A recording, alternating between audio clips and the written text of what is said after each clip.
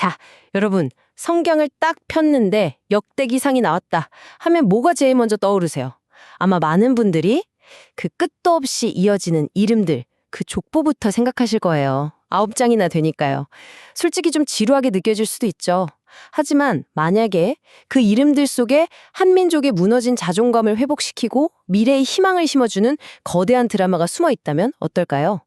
오늘 그 편견을 깨고 역대기상의 진짜 매력 속으로 한번 푹 빠져보겠습니다. 혹시 이런 질문 스스로에게 던져본 적 없으세요? 나는 이 넓은 세상에서 도대체 누구고 어디에 속한 사람일까 하는 그런 생각이요.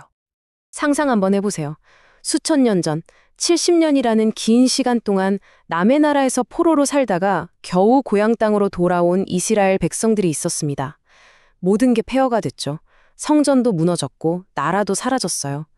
그들은 자신들의 과거, 현재, 미래 모든 게 다 끊어졌다고 느끼면서 정말 깊은 혼란에 빠져 있었습니다.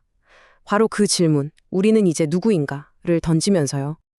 그래서 오늘 우리가 함께 떠나볼 여정은 이렇습니다. 먼저 이스라엘 민족이 겪었던 정체성 위기에서 출발해서요. 그 지루하게만 보였던 이름들 속에 어떤 이야기가 숨어 있는지, 왜 다윗 왕이 유독 부각되는지, 그리고 그 중심에 있는 하나님의 약속은 무엇인지 살펴볼 겁니다. 그리고 마침내 이 모든 이야기가 오늘 우리에게 어떤 의미를 주는지까지 함께 발견해 보시죠. 자, 그럼 첫 번째 주제입니다. 역대기상에 쓰여진 바로 그 이유, 한 민족이 겪었던 심각한 정체성 위기입니다. 역대기상은요, 그냥 딱딱한 역사책이 아니에요. 이건 뭐랄까, 하나님 감독님이 직접 편집한 하이라이트 영상 같은 거죠.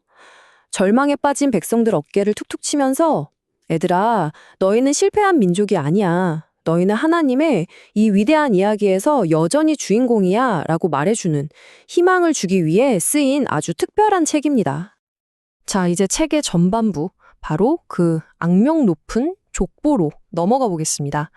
그냥 이름만 쭉 나열한 것 같지만 여기엔 정말 중요한 의도가 숨어 있어요. 이 긴 이름의 목록은요, 끊어진 역사를 다시 이어주는 황금실이라고 생각하시면 쉬워요.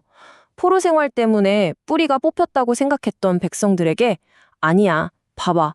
너희는 인류의 시작인 아담, 그리고 믿음의 조상 아브라함, 위대한 다윗 왕을 거쳐서 바로 여기까지 이어진 사람들이야 라고 그들의 뿌리가 얼마나 깊고 위대한지를 똑똑히 보여주는 거죠. 이 부분이 정말 흥미로운데요. 비슷한 시대를 다루는 사무엘서나 열왕기서가 주로 전쟁이나 정치 사건 같은 걸 다루잖아요. 그런데 역대기상은 완전히 다른 렌즈로 역사를 봐요. 이건 철저히 영적인 역사서입니다. 특히 누구에게 초점을 맞추냐면 바로 다윗 왕의 가문과 예배를 담당했던 제사장 가문 레위 지파에 딱 집중하죠. 그러니까 결론은 이겁니다. 이 족보는 단순한 명단이 아니었어요. 창도 때부터 이어진 하나님의 큰 그림에 우리가 연결되어 있다는 증거였고, 우리가 바로 그 하나님의 백성이라는 정체성의 선언문이었죠.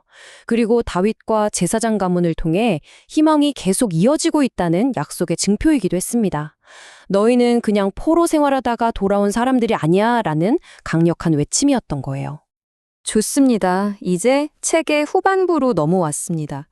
여기서부터는 스포트라이트가 단 한 사람에게 강렬하게 비춰집니다. 바로 다윗 왕입니다. 역대기상이 보여주는 다윗은요, 우리가 흔히 아는 전쟁 영웅의 모습보다는 예배자로서의 모습에 훨씬 더 집중해요. 흩어진 나라를 하나로 모으고 가장 먼저 한 일이 뭐냐면 하나님의 임재를 상징하는 언약궤를 수도 예루살렘 그 중심에 모셔온 거예요. 이게 그냥 정치적인 쇼가 아니었습니다. 나라의 심장부에서 하나님을 향한 예배가 다시 타오르게 하고 미래에 지어질 성전을 위해 모든 재료와 계획을 완벽하게 준비한 정말 하나님 중심의 리더였던 거죠. 그리고 다윗의 이 모든 이야기는요, 이 책 전체의 심장이라고 할 수 있는 정말 어마어마한 클라이맥스로 우리를 데려갑니다. 바로 하나님께서 다윗에게 직접 주신 절대로 깨지지 않을 약속입니다. 바로 이 약속입니다. 모든 게 끝났다고, 다 무너졌다고 생각했던 백성들의 귀에 이 말씀이 어떻게 들렸을까요? 하나님은 영원히라는 단어를 무려 2번이나 쓰시면서 절대로 변하지 않을 약속을 선포하십니다. 이게 바로 역대기상 전체를 꿰뚫는 가장 강력한 희망의 메시지였어요. 이걸 우리가 다윗 언역이라고 부르는데요. 여기서 제일 중요한 키워드는 무조건적이라는 거예요. 너희가 잘하면 같은 조건이 붙은 게 아니에요. 내가 반드시 다윗 너의 후손을 통해 영원한 나라를 세울 것이다. 라는 하나님의 일방적인 선언인 거죠. 이게 바로 절망 속에 있던 백성들이 붙잡을 수 있었던 유일한 희망의 닻이었습니다. 자, 그럼 이 엄청난 약속이 구약 시대에만 머물러 있었을까요? 아니죠. 이제부터가 진짜 흥미진진한 부분입니다. 흩어져 있던 점들을 연결해 볼 시간이에요. 역대기상은 사실 거대한 질문 하나를 남기고 끝나는 책이나 마찬가지예요. 다윗에게 약속된 그 영원한 왕은 대체 누구일까? 하면서 미래를 향한 아주 커다란 화살표 하나를 그려놓은 셈이죠. 그리고 수백 년의 시간이 흐릅니다. 신약 성경의 맨 첫 페이지 마태복음 1장 1절이 어떻게 시작하는지 아세요? 아브라함과 다윗의 자손 예수 그리스도의 계보라. 정말 소름 돋지 않나요? 역대기상이 수백 년 전에 놓아두었던 그 다리를 신약 성경이 정확하게 건너오면서 그 약속의 진짜 주인공이 바로 이분이라고 선포하는 순간입니다. 성전이라는 주제도 마찬가지예요. 다윗이 그토록 준비하고 솔로몬이 화려하게 지었던 그 눈에 보이는 성전은 사실 더 위대한 실체를 가리키는 예고편 같은 거였어요. 역대기상이 궁극적으로 가리키고 있던 그 진정한 성전은 바로 건물 성전이 아니라 예수 그리스도 그분 자신이었던 거죠. 자, 그럼 이제 마지막 질문입니다. 이 수천 년 전 이야기가 21세기를 사는 우리랑 도대체 무슨 상관이 있는 걸까요? 이 모든 것을 우리 삶으로 한번 가져와 보겠습니다. 이 고대의 이야기는 오늘 우리에게 이렇게 속삭입니다. 첫째, 당신은 그냥 우연히 태어난 존재가 아니라 아담부터 시작된 하나님의 이 거대한 구원 이야기의 소중한 일부라는 것.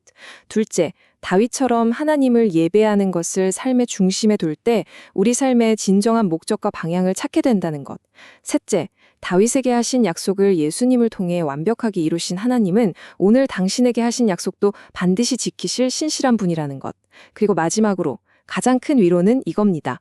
우리가 넘어지고 실패하더라도 하나님의 은혜와 계획은 결코 멈추지 않는다는 사실입니다. 이 모든 것을 깨달은 다윗의 기도가 우리 마음에 참 깊은 울림을 줍니다. 내 힘이 아니라 오직 하나님의 약속을 믿고 그 약속이 이루어져서 하나님의 이름이 영원히 위대해지기를 바라는 이 기도. 이게 바로 역대기상이 우리에게 전하고 싶은 핵심 메시지일 겁니다. 하나님의 위대한 이야기는 역대기상에서 끝나지 않았습니다. 지금 이 순간에도 계속해서 쓰여지고 있죠. 그리고 그 이야기의 한 페이지를 채워갈 주인공 중 한 명이 바로 여러분입니다. 오늘 이 이야기를 통해 여러분 각자가 그 위대한 이야기 속에서 어떤 사람으로, 어떤 역할로 기록될지 깊이 생각해보는 시간이 되셨기를 바랍니다.